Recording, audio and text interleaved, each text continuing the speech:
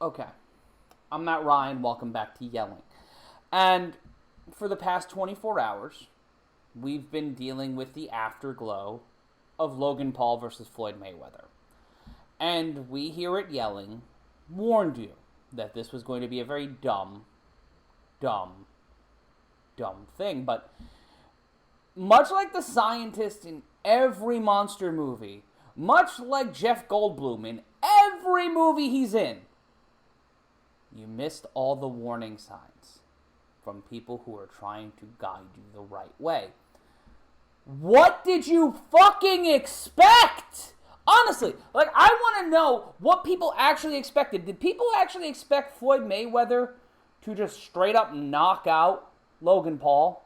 Just go in there and treat the sport of boxing the way it needs to be treated and knock out this interloper, this carpetbagger, this YouTuber, while he's making tens of millions of dollars just walking in the venue? Do you think Showtime, who, since losing Deontay Wilder in a horrific ear-busting accident via Tyson Fury, would put themselves in a situation to where their biggest actual pay-per-view draw would get knocked out by a YouTuber? You think that they were going to let that happen? You think a card featuring Chad Johnson facing a guy who is 2-3 as a fighter, with most of those fights coming in bare-knuckle boxing, 2 of them in the BKFC, 1 in called Stand Your Line, which in Florida is a really weird thing to call something. Did you really think that this was going to have athletic integrity? Skip Bayless. You are the worst offender in all of this. Because you know better. You were a journalist. You were someone of renown. But now you're bloviating and making Rush Limbaugh seem like Errol Morris in terms of discourse. Because right now, you're just straight up saying that you expected more from this fight. No, Skip, I expected more from you. But you decided to go turn yourself into Nigel Lithgow split with a spitting image puppet and then just bloviate things in front of God and everybody on FS1 and expect us to take you with any shred of credibility? Not think that you're an incredulous shill? Come on. We know better. You're just being mad for the sake of being mad, and that's kind of what pisses me off about sports media, about sports radio, about sports talk in general. It's why I have a glass of wine in my hand. Because I need something good, something tasty, something to dull the pain. None of the Mayweather-Paul fight, we all knew what that was going to be. But this cognitive dissonance in sports media to act like what they did is more disrespectful to sports than what you do on a regular basis. You debase athletes, you debase sports, you try to trivialize anything and everything that doesn't fit within your segment, within your A, B, or C blocks, and yet we're the assholes for calling you out for it. I've worked in the media for my entire adult life. I've gotten a lot of things wrong. I've had a lot of bad takes. But at least they're mine. At least they're not conflated for the sake of a TV show. And you know what? That's what we're doing here at Yelling. We're speaking our minds a little bit. We're telling what we think and what we feel is the truth, and it's coming from an honest place. Are we going to bust your balls a little bit and make fun of you? Of course we are. But that's one of the things we're going to do starting July 1st is talk to you people openly and honestly. Was Mayweather and Logan Paul the rumble in the jungle? No. Was it the worst thing that ever happened to combat sports? Hell no. Definitely not. And that's the thing that bothers me is that people are trying to go at it from this myopic lens of it's the death of boxing. No, boxing is dead because people like you stopped covering it because there weren't any traffic accidents in the sport. After Mike Tyson cleaned up his act or went away, whichever one you want to call first, you and the sports media stopped caring about boxing. You and the sports media tried to shoo it away when only looking at the big glitzy fights. You want to talk about the death of boxing? When Floyd Mayweather was trying to save it in the early 2000s, Manny Pacquiao, the Klitschko brothers, you stopped because you thought boxing was boring except for 3 times a year.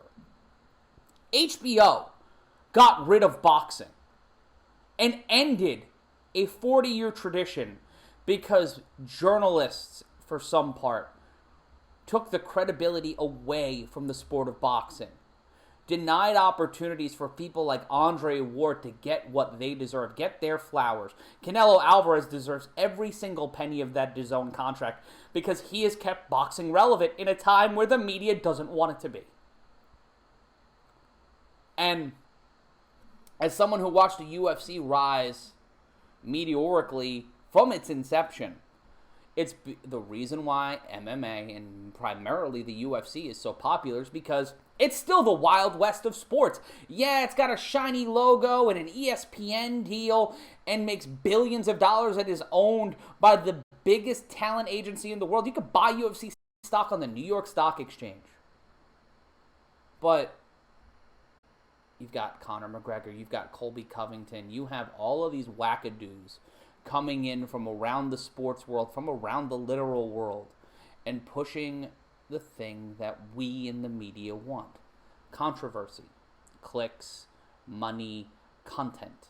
We are a content-driven business. We are a content-driven society. We are a content-driven country.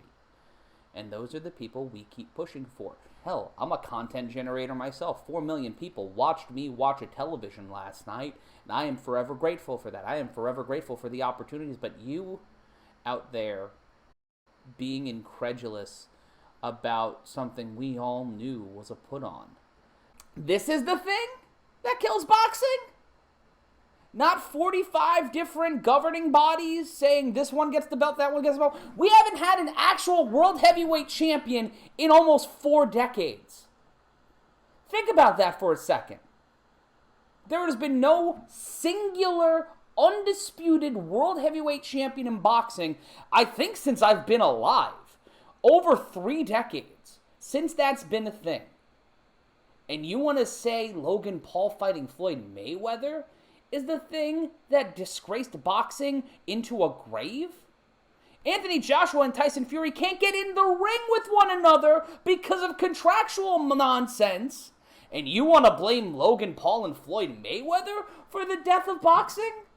Manny Pacquiao ducked Floyd Mayweather for a literal decade. And you want to blame the death of boxing on Mayweather fighting a dude who got famous on Vine? Get the fuck out of here. Get out of here with your bullshit integrity. Because Skip Bayless, you're someone who covered the 90s Cowboys. The 90s Cowboys. And you're getting on a high horse? You sold out Troy Aikman. I'm so glad this show is on television starting July 1st. Because now I'm on the same level, the same platform as all of you bozos. And I could say what I want. I could do what I want. I'm looking into a webcam and I got 2 $60 lights over my head. But you know what? I've got the freedom to do what I want and say what I mean. You don't have that, Skip. Yeah, you got tens of millions of dollars. Sure. You got Shannon Sharp. I've got Dr. Download, Stephen, my dog, and Marvin Williams, who's my band leader, one of my closest friends. And oh yeah, a brilliant mind. Right here, right now, I'm making a covenant to whoever watches this. Sure, we're going to have fun. Sure, we're going to have puppets. Sure, we're going to take the piss out of a lot of things like I'm doing right now. But bad takes, bad hot takes will be punished on this show. We will hold bad takes accountable. So for every person out there who claimed that Floyd Mayweather and Logan Paul killed boxing, do yourself a favor and remember the last time where you cared about a boxing match. Was it 2017? Was it Floyd Mayweather and Conor McGregor? I bet it was. Like, if you want to act like you're the moral authority on this sport, watch a fight or two. Give a damn about the sport. Don't lament the death of something you stopped caring about because of something relevant. Be better, do better. The show is called Yelling with Matt Ryan. My name is on it, so I own my takes. Skip Bayless will change his takes tomorrow. The Perpetual Emotion Machine at the worldwide leader, they're going to do the same exact thing, except for a few people there because they're actually talented, opinionated, and stick to their opinions. Times change, people change. But hot takes live forever. So I'm going to enjoy this wine, and I'm going to ask you to join me. Join me on July 1st as we yell on Clicks TV, as we yell on Samsung TV Plus, and we yell here on YouTube. Because I swear to all that is holy, either I break the hot take machine or it breaks me. Either way, we're going to have fun doing it. Cheers.